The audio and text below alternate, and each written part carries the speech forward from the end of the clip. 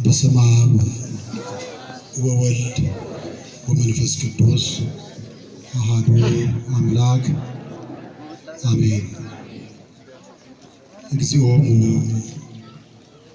ይፈቅዶሙ ጌታቸው ይፈልጋቸዋል። አቤቱ አምላካችን የሰራዊት ጌታ ልዑለ ባሕርይ እግዚአብሔር ሆይ በዚህ ሰዓት በቤትህ እንድንሰበሰብ ቅዱስ ቃልህን እንድንሰማ እንድናመሰግንህ እንድናመልክህ ይህንን ጊዜ ስለባረክልን ስለቀደስክልን ስምህ ለዘላለም የተመሰገነ ይሁን።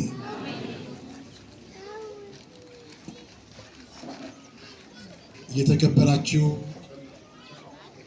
ሊቃውንተ ቤተ ክርስቲያን፣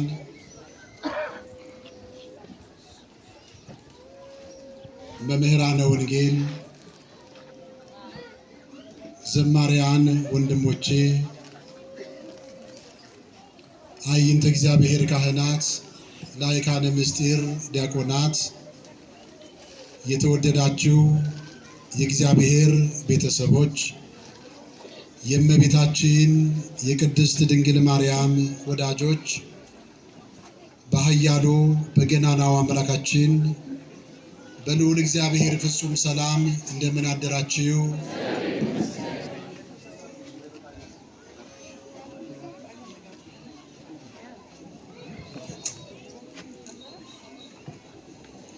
እኔ ሲይዘው ድምፅ ማጉያው ትንሽ ይለፋለፋል።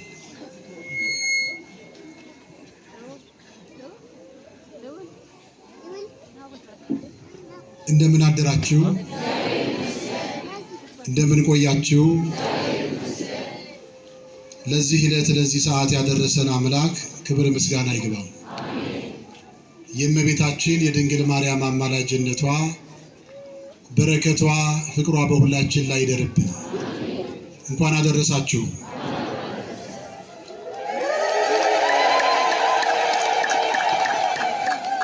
እንኳን አደረሳችሁ። ዛሬ የምስጋና ቀን ነው። በደንብ አድርጋችሁ አመስግኑ።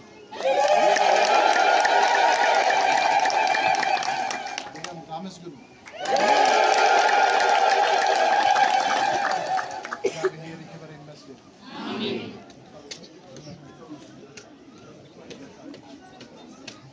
ታችን እንደ እግዚአብሔር መልካም ፈቃድ በዚህ ርዕስ እንማራለን።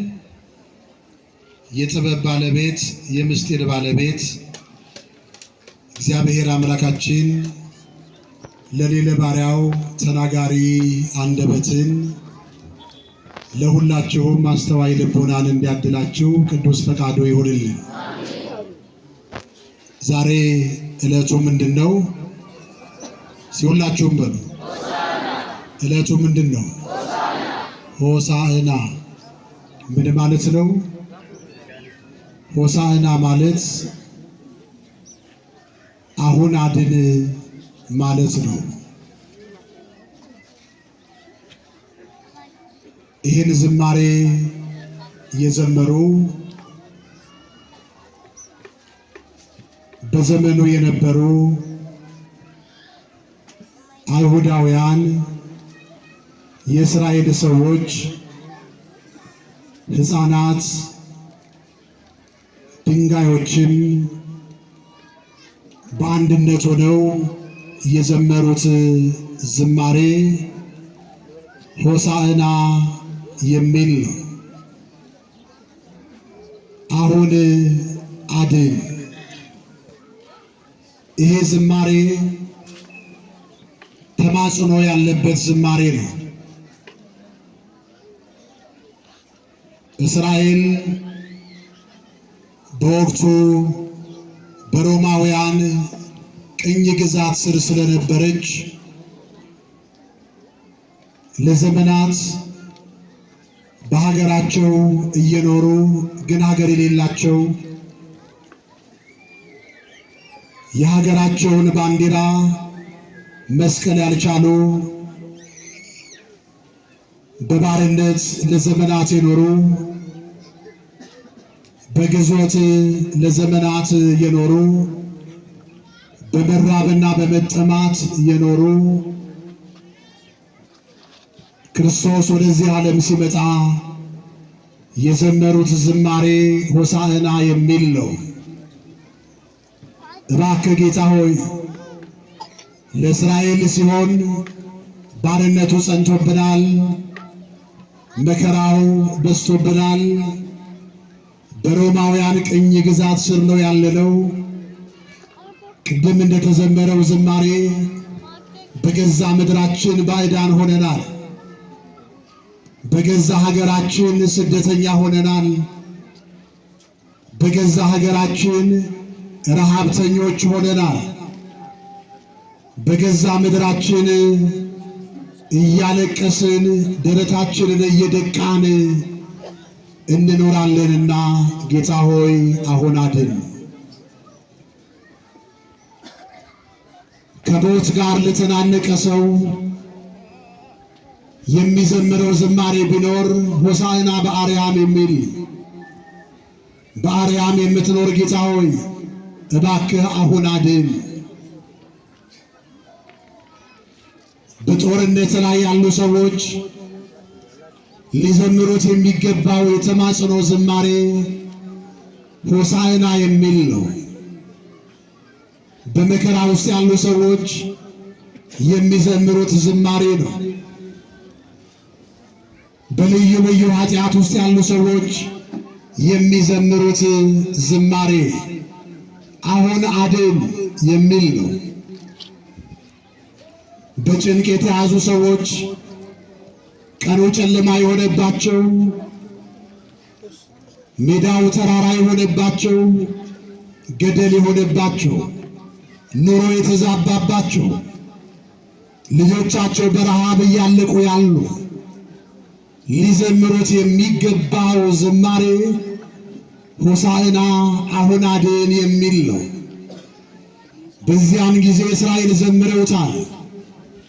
መዘመር ካለብን ዛሬ ይህን ዝማሬ እንዘምራለን።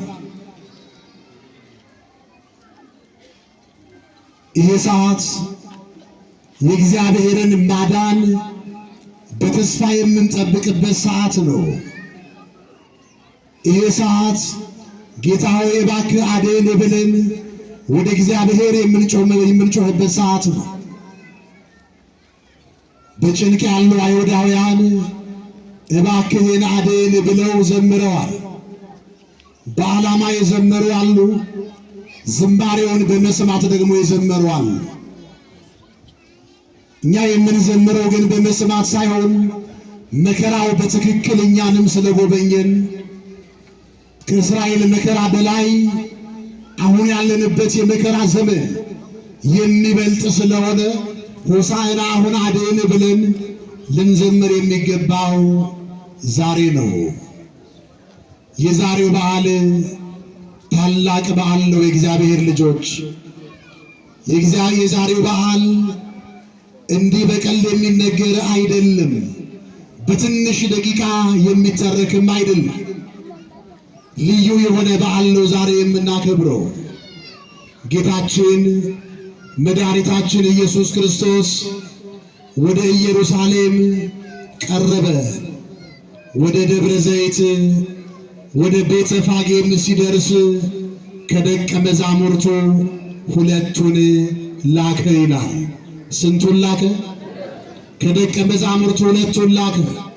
ጌታችን ኢየሱስ ክርስቶስ በማስተማር ዘመኑ ሁለት ሁለት እያደረገ ይልካቸው ነበረ። አንድ ብቻውን ቢሆን ጎበዝ እንኳን ብርቱ እንኳን ቢሆን ይደክማል። ሁለት ደካሞች አንድ ብርቱ ይወጣቸዋል ይባላል። አንድ ብርቱ ሰው ግን የሚያግዘው ከሌለ ይደክማል።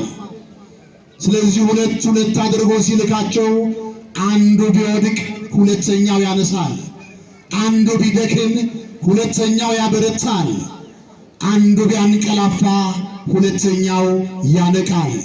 ሁለት አድርጎ ደቀ መዛሙርቱን ላካቸው ይላል።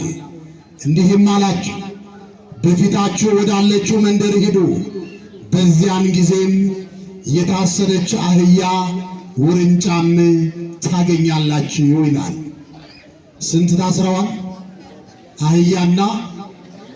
አህያና ምን? ውርንጫ። በሌላ አነጋገር እናትና ልጅ ታስረዋል። እናትና ምን? እናትና ልጅ ታስረዋል። ሁለቱም በባርነት ነው ያሉት። ሁለቱም በመከራ ውስጥ ነው ያሉት። ሁለቱም በችግር ውስጥ ነው ያሉት።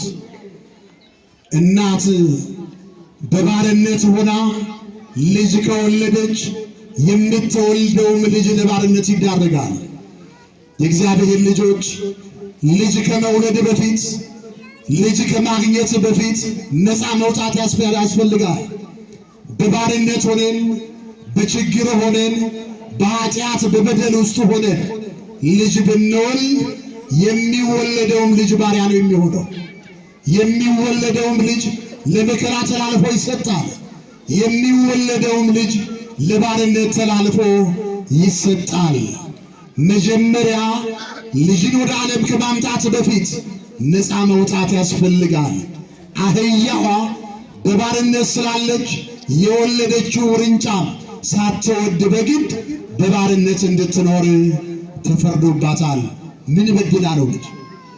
ሕፃኗ ግልገሏ አህያ ምን በድላ ነው? ምንም አልበደለችም። የእግዚአብሔር ልጆች ዛሬም በተለያየ የኃጢአት ባርነት ያለን ሰዎች አለን። በሱስ የተያዘ ሰው አለ። በስካር የተያዘ ሰው አለ። በተለያየ የኃጢአት ጎዳና ተይዞ ተጨንቆ በዚህ ባርነት የሚኖር ሰው አለ። እዚያ ባርነት ውስጥ ሆናችሁ ልጅ አትፍጠሩ። እዚያ ባርነት ውስጥ ሆናችሁ ወደዚህ ዓለም ልጅ አታምጡ። ለምን ቢባል ልጅ የአባቱን የሚወርሰው ሀብቱን ብቻ አይደለም፣ በደሉን ጭምር ይወርሳል፣ ኃጢአቱን ይወርሳል፣ ባርነትን ይወርሳል። ስለዚህ ልጅን ወደዚህ ዓለም ከማምጣት አስቀድሞ ነፃ መውጣት ያስፈልጋል። አህያ ከውርንጫዋ ጋር ታስራ ታገኛላችሁ፣ ፍቱና አምጡልኝ አላቸው። ምን አድርጋችሁ? ፍቱና አምጡልኝ። እነዚህን አህዮች ማን ነው ያሰራቸው? ለምን ታሰሩ? እነዚህን አህዮች ያሰራቸው ሌባ ነው፣ ሰርቆ ነው ያሰራቸው። የራሱ አይደሉ፣ ንብረቱ አይደሉ። የሰው የሆነውን ንብረት ሰርቆ በቤቱ አስሮ ይግረፋቸዋል፣ ያሰቃያቸዋል። አህዮቹ የራሱ አይደሉምና የራስ ያልሆነ ንብረት አያሳዝንም። የራስ ያልሆነ ልጅ አያሳዝንም። የራስ ያልሆነ ነገር አያሳዝንም፣ ያስጨክናል። ጨክኖ እነዚህን አህዮች አስሮ ይገርፋቸዋል፣ ያስርባቸዋል፣ ያስጠማቸዋል። ጌታችን ግን በአህዮቹ ምሳሌነት የታሰረን እኛ የሰው ልጆች መሆናችንን አስተማረን። ለ5500 ዘመን ታስረን ነበር። እግዚአብሔር ልጆች ማን ነው ያሰረን? የራሱ ንብረት ያልሆነው። እኛ የማንን ንገሩኝ? እኛ የማንን? እስቲ ድምፃችሁን። እኛ የማንን? የእግዚአብሔር። የእግዚአብሔር የሆነውን ሰርቆ ወሰደን። ማን? ዲያብሎስ። ከየት ነው የሰረቀን? ከአባታችን ቤት ከገነት። ከየት ነው የሰረቀን? ከአባታችን ቤት ከቤተ ክርስቲያን። ከየት ነው የሰረቀን? ከአባታችን ቤት ከኦርቶዶክሳዊት ተዋሕዶ ሃይማኖት ሰርቆ ወሰደን፣ አሰረን። በምን አሰረን? በልዩ ልዩ ኃጢአት፣ በሱስ፣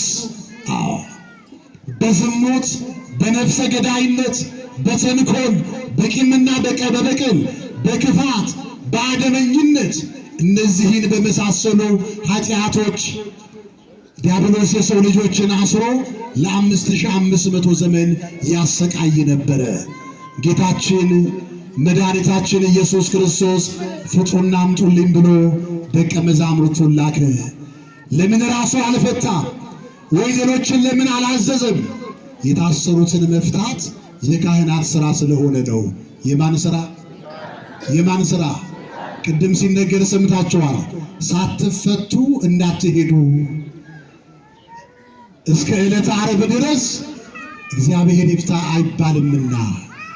አሁን የሚጸለየው ጸሎት በኃጢአት ለሞትንም ነው ፍታቱ የሚፈታው ጸሎቱ የሚደረገው። በዚህ በሰሙነ ሕማማት እግዚአብሔር አያደርሰውና ቀኑ ደርሶ ወደ እግዚአብሔር የሚጠራ እንኳን ቢኖር ዛሬ የሚፈታው ፍታት፣ ዛሬ የሚጸለየው ጸሎት አሜን ብለን ስንቀበል፣ አቤቱ ማረን ስንል እግዚኦ መሐረነ ክርስቶስ ሲባል አሜን ብለን ስንቀበል ይደረግልናል። ለኃጢአታችን ስርየት ይሆናል። መፍታት የማን ሥራ ነው? ንገሩ። የማን ሥራ ነው? የካህናት ሥራ ነው። እግዚአብሔር ይፍታ ሲሉ ከየት ተምረው ማን ነግሯቸው ነው? ሁለቱን ደቀ መዛሙርት ሲልካቸው ፍቱና አምጡልኝ። ለጊዜው አህዮቹን ነው። ፍጻሜው ግን የሰው ልጅ በጠቅላላ ከማይሰራ ኃጢአት የሚፈታበት ዘመን እንደደረሰ ሲያጠይቅ ኢየሱስ ክርስቶስ ፍቱና አምጡልኝ አላቸው። ለምን ይህን ታደርጋላችሁ ብሎ የሚጠይቃቸው ማንም ቢኖራል። ያሰረው ብቻ አይደለም፣ ነገሥታትን ቢጠይቋችሁ እያስተዋላችሁ ነው። ባለስልጣንን ቢጠይቋችሁ ማንም ሰው ለምን ትፈታላችሁ ብሎ ቢጠይቅ በካህን ስልጣን ማንም ሰው መግባት አይችልም። ማንም ማዘዝ አይችልም። የላካቸው ጌታ ስለሆነ ምን ታደርጋላችሁ፣ ለምን ትፈታላችሁ የሚል ሰው ቢኖር ለጌታ ያስፈልጉታል በሉ። ለማን ያስፈልገዋል? ለጌታ ያስፈልጉታል በሉ። ያን ጊዜ አህዮቹን ፈታችሁ ታመጣላችሁ፣ ትእዛዛችሁን ትፈጽማላችሁ አላቸው። ደቀ መዛሙርቱም እንዳላቸው አደረጉ ይላል ወንጌሉ። የእግዚአብሔር ልጆች መድኃኒታችን ኢየሱስ ክርስቶስ የታሰሩትን አህዮች ፍቱና አምጡልኝ አለ። ከዚህ በኋላ ምን ሆነ? በአህያውና በውርንጫዋ ላይ ተቀመጠባቸው።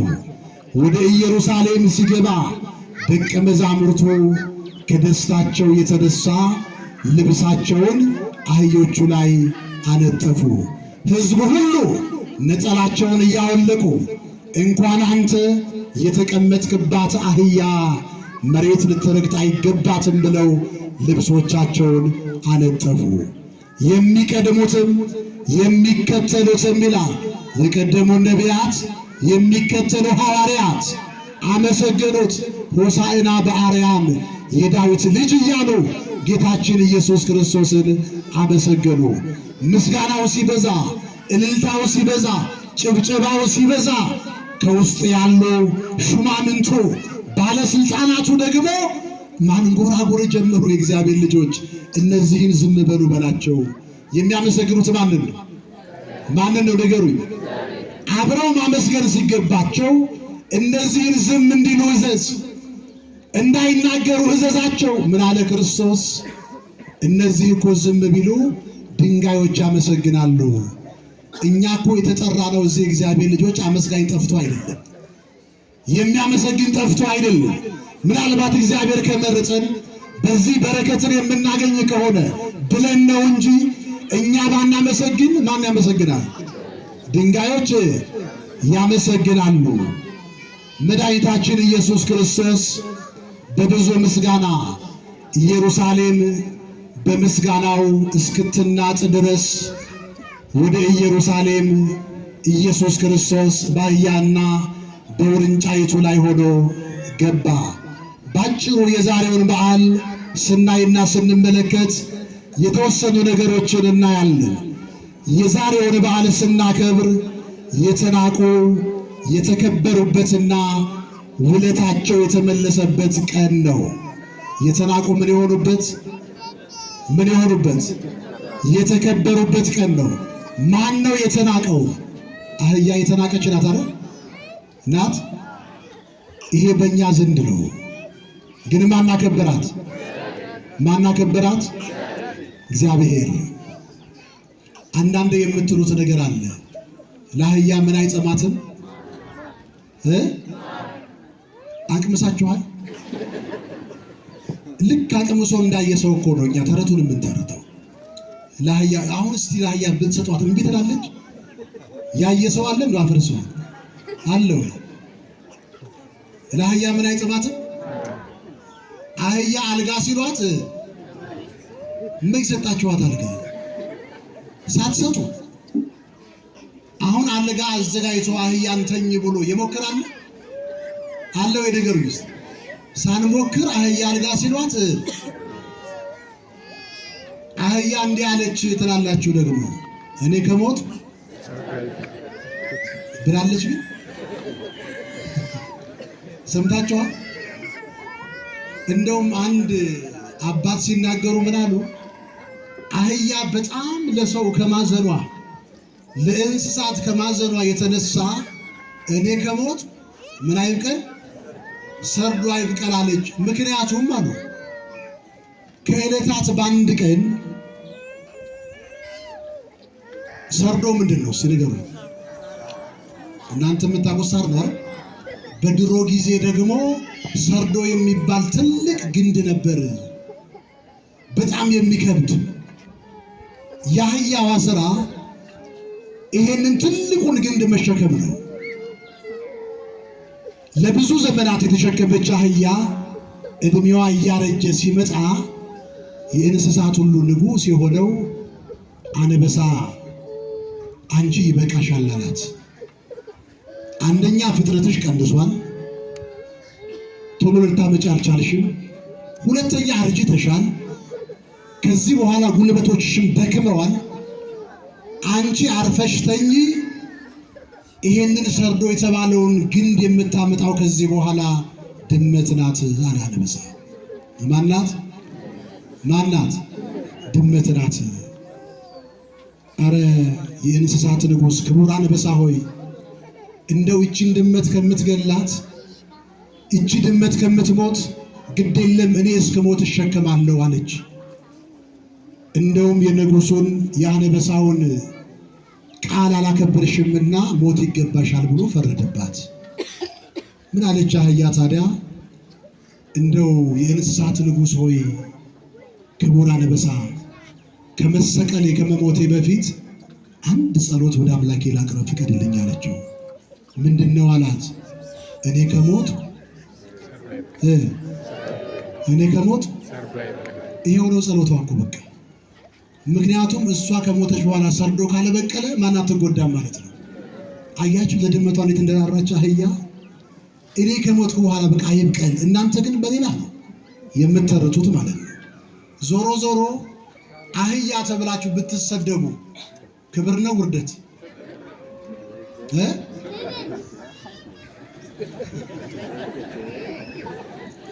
አሁን አህያ ብሎ ቢሰደባቸው አንድ ሰው በጣም የወረደ ስድብ ነው አይደል? የተናቀ ስድብ ነው አይደል? አህያ ሲላችሁ እኮ በቃ ምንድን ነው ተሸካሚ አይደል? ወይም ኩሊ እንደማለት ነው። ግን አህያ ብሎ ቢሰደባቸው አንድ ቀን አንድ ሰው ምን ማለቱ መሰላችሁ? የተከበራችሁ ናችሁ ማለቱ ነው። ምክንያቱም አህያን ማን ያከበራት? ማን ነው የተቀመጠባት? ክርስቶስ ነው የተቀመጠባት። አከበራት፣ አዋረዳት። አህያ ከተባላችሁ ደስ ይበላችሁ፣ የጌታ ማደሪያ ናችሁ ማለት ነው። ጌታ በእናንተ አድሯል ማለት ነው። ስለዚህ ተሳዳቢዎች ከዛሬ ጀምሮ አይሳደቡም። አህያ ማለት ትርጉሙ ስለገባቸው ማለት ነው። አህያ ማለት የማን ማደሪያ ማለት ነው? ንገሩኝ። የማን ማደሪያ ማለት ነው? የእግዚአብሔር። እንዲህ ብላችሁ ከተሰደባችሁ ልልበ እንደው ሳይገባኝ የእግዚአብሔር ማደሪያ በሉ። እሺ እየሰማችሁ ነው አይደል? አህያ የጌታ ባለውለታ ናት። መቼ ነው ውለታ የፈጸመችው? ጌታ በተወለደ ጊዜ በከብቶች በረት በሬ ገዢውን አህያም የጌታውን ጋጣ አወቀ፣ እስራኤል ግን አላወቀም ይላል። ጌታ በከብቶች በረት ሲወለድ ምንጣፍ ሳይነጠፍለት በእንግዶች ማደሪያ ስፍራ የለም የተባለው ጌታ፣ አህያ ግን ወደ ጌታ ቀረብ ብላ ወቅቱ ብርድ ነበርና በትንፋሿ ታሟሙቀው ነበር። ክብር ምስጋና ለእግዚአብሔር ይሁን። ይሄንን ውለታዋን ያልረሳ ክርስቶስ ወደ ኢየሩሳሌም ሲገባ እስከ ዛሬዋ ቀን ድረስ ክርስቶስ እግረኛ ነበር ይላሉ ሊቃውንቱ። ምን ነበር? እግረኛ ነበር። መኪና የለው፣ ልሳፈርም አምጡልኝ አላለም። ይሄን አዘጋጁልኝ ሰረገላም አላለም። እስከ ዛሬዋ ቀን ድረስ በእግር ነበር የሚመላለሰው ክርስቶስ። ዛሬ ግን በእግር መሄዱን ተውና ምን አምጡልኝ አለ? ምን አምጡልኝ አለ? አህያና ውርንጫ የምቀመጥበት አምጡልኝ አለ። ለምን? ንጉሥ ተብሎ ሊዘመርለት ነው። ከዛሬ በፊት ሊያነግሱት ፈልገው ንጉሥ ነው ብለው ለሚከተሉ ሰዎች አምልጧቸው ይሄድ ነበር፣ ይሸሽ ነበረ። አንተ የእግዚአብሔር ልጅ ነህ ሲሉት ይሸሻል። አንተ ንጉሥ ነህ ሲሉት ይሸሻል። የመጨረሻው ግን የምስጋና ቀን ዛሬ ነውና ንግስናው ለዓለም መገለጽ ስለሚገባው የምነግስበት ንግስና የሚገለጽበት ምን አምጡልኝ አለ? ምን አምጡልኝ አለ? አህያ አምጡልኝ።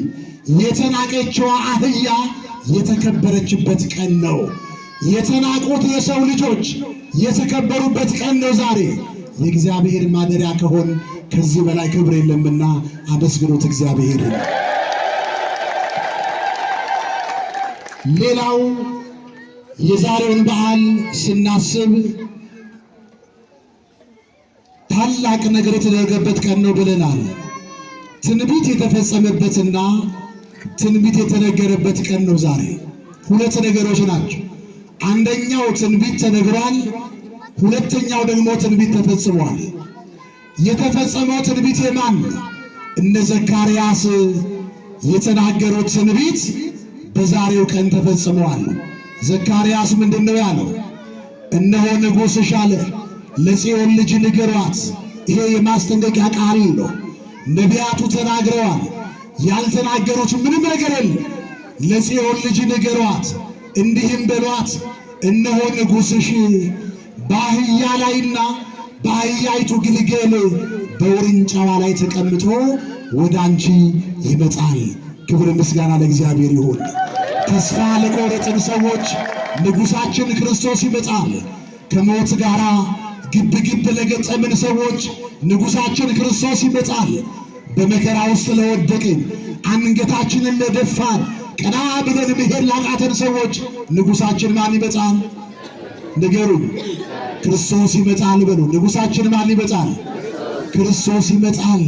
ሁልጊዜ በእንባ ውስጥ ለምንኖር በዚህ ዓለም እያለን በእንባ በልቅሶ ለምንኖር ሰዎች እርግጠኛ ሆኖ ሊያጽናናን ንጉሣችን ማን ይመጣል? ንገሩኝ። ማን ይመጣል? ንጉሣችን ክርስቶስ ይመጣል። በእስር ቤት ላለን በተለያየ እስራት ውስጥ ለተያዝን በሰዎችም በኃጢአትም ለታሰርን ሰዎች እስራታችንን ሊፈታ ንጉሡ ማን ይመጣል? ንጉሣችን ማን ይመጣል? ክርስቶስ ይመጣል።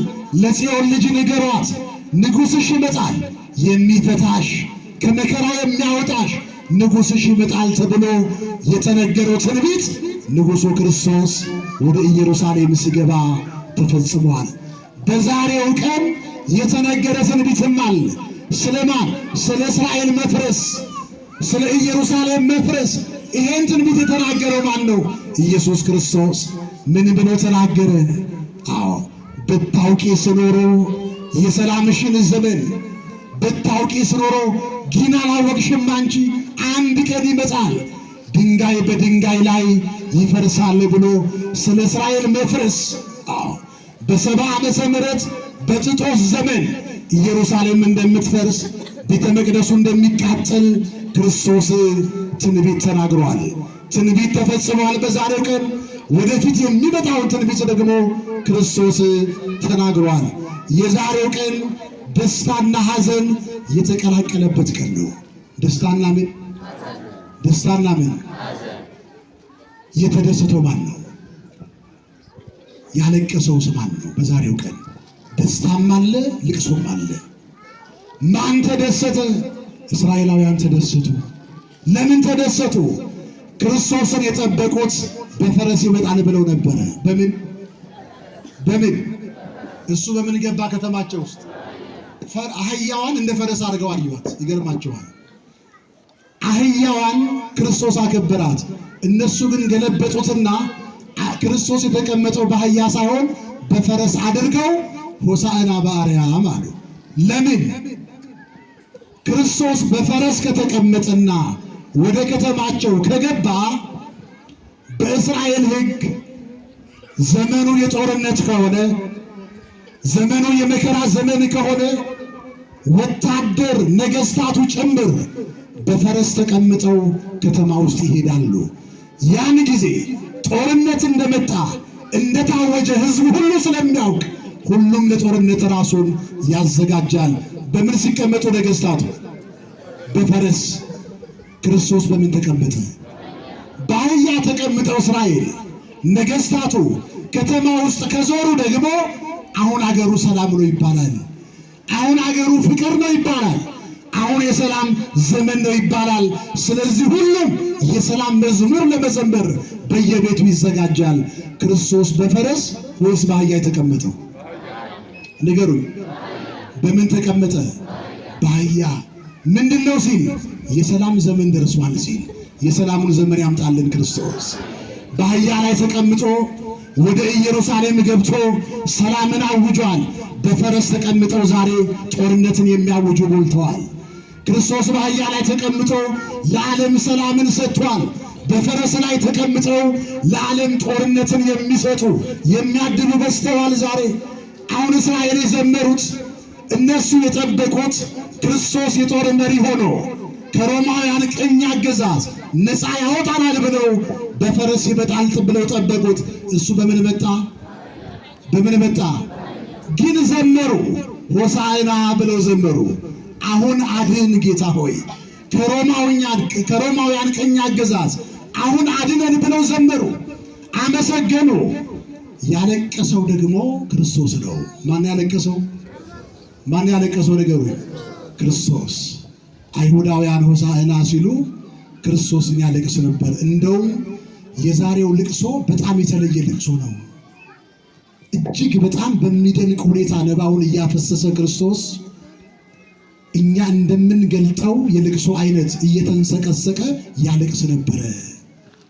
ተራራው ላይ ሆኖ ኢየሩሳሌምን ወደታች አያት፣ ተመለከታት።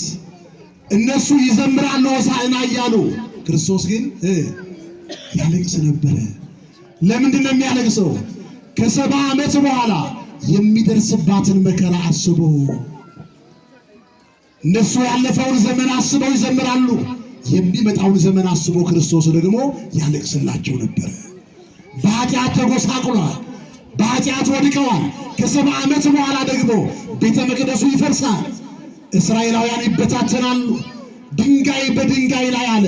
በ70 ዓመተ ምህረት ቤተ መቅደሱ ሲፈርስ እያንዳንዱ ድንጋይ ተለቅሞ በኢየሩሳሌም ሸለቆ ውስጥ ነው የተወረወረው። የእግዚአብሔር ልጆች እስራኤል በዚያ ሰዓት ተርበዋል፣ ተጠምተዋል። ረሃቡና ጥሙ በጣም ከመበርታቱ የተነሳ እናቶች ልጆቻቸውን ጭምር አርደው በልተዋል ነው የሚለው መጽሐፉ። ረሃብ ክፉ ስለሆነ ለዚህ ነው አባቶች ከጦርነት ከረሃብ ምን ይሻላል ይላሉ? ጦርነት ይሻላል። ረሃብ ክፉ ነው፣ ጊዜ አይሰጥም። የእግዚአብሔር ልጆች ወላጆች ልጆቻቸው፣ እኛም ሀገር እኮ ተደርጓል።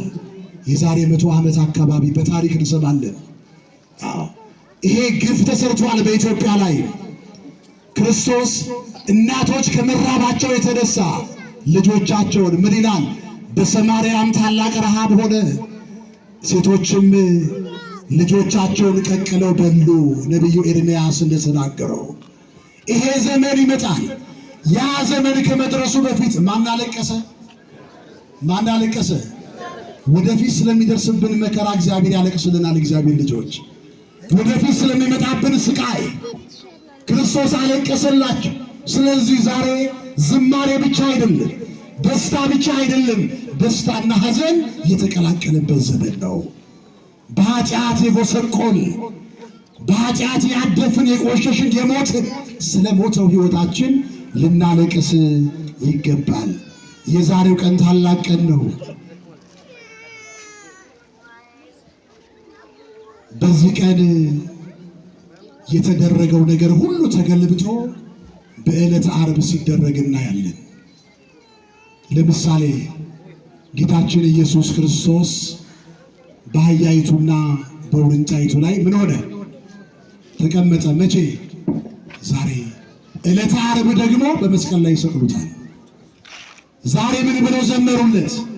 የዳዊት ልጅ ሆሳዕና በአርያም ለአንተ ምስጋና ይገባል እያሉ አድነን እያሉ ዘመሩለት። ከ5 ቀን በኋላ ይሰቀል እያሉ ይጮኻሉ። የሚገርም ነው።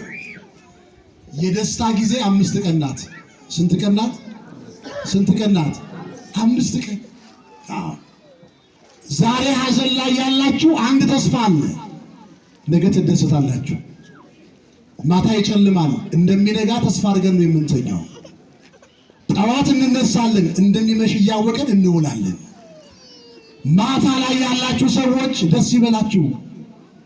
ዋዜማው ጨለማ ከሆነባችሁ ከዛ ቀጥሎ የሚመጣው ደስታ ስለሆነ ማለት ነው። በደስታ ያላችሁ ሰዎች ግን እዘኑ። በገንዘባችሁ እየተደሰታችሁ፣ በሀብታችሁ እየተደሰታችሁ፣ ጥሩ ቤት ሰርታችሁ፣ ጥሩ ኑሮ እየኖራችሁ ያላችሁ ግን ልታዝኑ ይገባል። ይሄ ዋዜማ ነው። ቀጣዩ ጨለማ ይመጣል፣ መከራው ይመጣል። ለክርስቶስም እንዲህ ነበረ። 5 ቀን ናት የደስታዋ ጊዜ፣ የጭብጨባው ጊዜ። ሆሳዕና በአርያም 5 ቀን ዛሬ ዘመሩለት። ከ5 ቀን በኋላ ደግሞ ነገር ተገልብጦ ይሰቀል ይላሉ። የሚገርመው ግን ሊቃነ ካህናቱ ዛሬ ሕዝቡ ሁሉ ሲዘምር ዝም በሉ ብለው ነበረ። የሕዝቡን ዋይታ ግን ሊቋቋሙ አልቻሉም። ዝም ሊያሰኙት አልቻሉም። ይሄ የምስጋናውን ማዕበል ጸጥ ማድረግ አልቻሉም። የእግዚአብሔር ልጆች የእግዚአብሔርን ምስጋና መሳሪያ አያቆመው።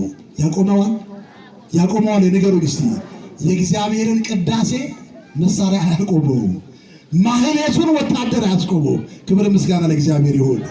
የሰማይ ሰራዊት እየጠበቋት ነው ቤተ ክርስቲያን የምትገለገለው። ኢየሱስ ክርስቶስ ዛሬ ያመሰገነው ሁሉ ህዝቡን በ5 ቀን ውስጥ ሐሳቡን አስቀየሩት። እያስተዋላችሁ ነው? ትምህርቴን እያጠቃለልኩ ነው። እንደው በ5 ቀን ውስጥ እንዴት ቢሰብኩት ነው ህዝቡን ሐሳቡን አስቀይረው ይሰቀል ወደ ማለት የቀየሩት? ሆሳዕና ያለውን ሁሉ ቤት ለቤት እየሄዱ ሰብከው ማለት ነው። አቤት አደመኝነት፣ አቤት ተንኮል፣ አቤት ክፋት! በ5 ቀን ውስጥ ያንን ሁሉ ህዝብ። የሚገርመው የፋሲካ በዓል እየቀረበ ነው። በትንሹ በዛሬው ዕለት በክርስቶስ ዘመን ከ2 ሚሊዮን በላይ ህዝብ አለ። ይህንን ሁሉ ህዝብ በ5 ቀን ሰብከው ይሰቀል እንዲል አደረጉት። ምን አይነት አመፀኞች ቢሆኑ ነው? እንዴት ቢሰብኳቸው ነው? እንዴት ቢነግሯቸው ነው? ፊት አውራሪዎች እኮ ሆሳዕና በአርያም ሲባል እና አልዓዛር ናቸው እኮ ከመቃብር የተነሱት ሆሳዕና በአርያም እያሉ የዘመሩት።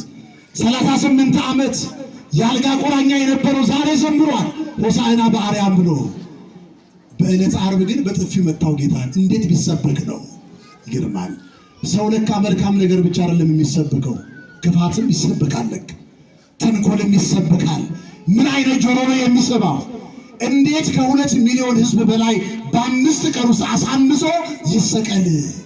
በጲላጦስ አደባባይ ነገር የሚለወጥበት ቀን። በዛሬው ዕለት ነጠላቸውን አንጥፈው እንኳን አንተ የተቀመጥክባት አህያ ምድር አይነካትም ብለው የተንከባከቡ ሰዎች በዕለተ ዓርብ ግን እርጥብ መስቀል አሸክመው ክርስቶስን እያዳፉ ወደፊትና ወደ ኋላ እንዲወድቅ እያደረጉ ወደ ቀራንዮ ይዘውት ይወጣሉ። ዛሬ እባክህ አድነን ያሉት በአህያ ተቀምጦ በመምጣቱ ብቻ ተናደው ሰላምን የማይፈልጉ ሰላምን የማይወዱ እኛ በጦርነት ይመጣል ብለን እንዴት በሰላም ይመጣል ብለው በጣም ስለተበሳጩ መስቀል አሸክመው ወደ ቀራንዮ ወሰዱት። በመጨረሻም የዛሬው ቀን ልዩ ነው። ብዙ ምሳሌዎች የተፈጸሙበት ቀን ነው። የመጀመሪያው ምሳሌ አህያዋ ናት። ቀጥሎ ደግሞ ውርንጫዋ አለች። ብሉይ ኪዳንና ሐዲስ ኪዳን የተሰበኩበት ቀን ነው። እኛ በነቢያት መሰረትና በሐዋርያት መሰረት ላይ የታነጽን። 2 አህዮች ጌታችን እንዲፈቱ የፈቀደው ብሉይ ኪዳንም ይፈጸማል። ብሉይ ኪዳን ወንጌል ነው። ብሉይ ኪዳን የተስፋ ወንጌል ነው። ሐዲስ ኪዳን ደግሞ የፍጻሜ ወንጌል ነው። ብሉይ ኪዳንም ሐዲስ ኪዳንም የተሰበኩበት ቀን ነው ዛሬ። ሌላው የወይራ ዛፍ ይዘው ያመሰግኑት ነበረ። የወይራ ዛፍ ይዘው ያመሰግኑት ነበረ። ኃያልነቱን ኃያል አምላክ ነህ፣ ማንም የማይቋቋምህ አምላክ ነህ፣ የክብር ንጉሥ ነህ፣ በጦርነት ተዋጊ ነህ። አዎ መኑ ውእቱ ዝንቱ ንጉሠ ስብሐት፣ የክብር ንጉሥ ማን ነው? በጦርነት ኃይለኛ የሆነ በተዋጊ ኃይለኛ የሆነ እሱ የክብር ንጉሥ ኢየሱስ ክርስቶስ ነው። ለስም አጠራሩ ክብር ምስጋና ይግባው። ኃያል ሲሉ የወይራ ዛፍ ይዘው አመሰገኑት። የዘንባባ ዝንጣፊ ይዘው አመሰገኑት። ዘንባባ የድል ምልክት ነው። የምን ምልክት ነው? የምን ምልክት ነው? የድል ምልክት ነው። ዲያብሎስን ድል አድርገህ ሕዝቡን ከሲኦል ነፃ ያወጣ፣ ድል አድርገህ ሰይጣንን ያሸነፍክ፣ በመስቀል ላይ ዲያብሎስን አስረ የታሰሩ ምእመናንን የፈታ አንተ ነህ ሲሉ ዘንባባ ይዘው የዮሐንስ ራእይ ምዕራፍ 7 ላይ ክርስቶስ ለፍርድ ሲመጣ ነጫጭ ልብስ የለበሱ ምእመናን የዘንባባ ዝንጣፊ በእጃቸው ይዘው ትናንትና አንተ ድል አድርገ ዓለምን አሸንፈ አድነህናል፣ እኛም ዛሬ ኃጢአትን ድል አድርገን ኃጢአትን አሸንፈን በፊት ቆመናል ብለው የዘንባባ ዝንጣፊ ይዘው ያመሰግኑታል። ዘንባባ ቅጠልም አለው እሾህም አለው። ጫፉ እሾህ ነው። እሾሁን እሳት ውስጥ ቢከቱት ይላሉ ሊቃውንቱ ይለበልበዋል እንጂ እሳቱ አያቃጥለውም። ምንም የሰውን ሥጋ ብትዋሃድም መለኮታዊ ባሕርይህ አይመረመርም ሲሉ የዘንባባ ዝንጣፊ ይዘው አመስግነውታል። አብርሃም ይስሐቅን፣ ይስሐቅ ያዕቆብን በወለዱ ጊዜ የክርስቶስ የዘር ሐረግ ተወልዷል ብለው እግዚአብሔርን አመስግነዋል። ዘንባባ ለምስጋና የተዘጋጀ ነው። በአጠቃላይ አምላካችን እግዚአብሔር በዓሉን የሰላም የበረከት የረድኤት የምህረት በዓል ያደርግልን። የዛሬው በዓል እኔ በዚህ በትንሹ እንደተናገርኩት ሳይሆን ከዚህ በላይ ብዙ ታሪክ ያለው ብዙ ምሳሌ ያለው ብዙ ምስጢር ያለው በዓል ነውና ይህን በዓል እቤታችሁ ገብታችሁ መጽሐፍ ቅዱስን አንብቡ። ስለ በዓሉ ሰፊ ነገር በዛ ላይ ስለምታገኙ ማለት ነው። የነበረን ጊዜ ባረከ አምላክ ክብር ምስጋና ይግባው። ይቆየን።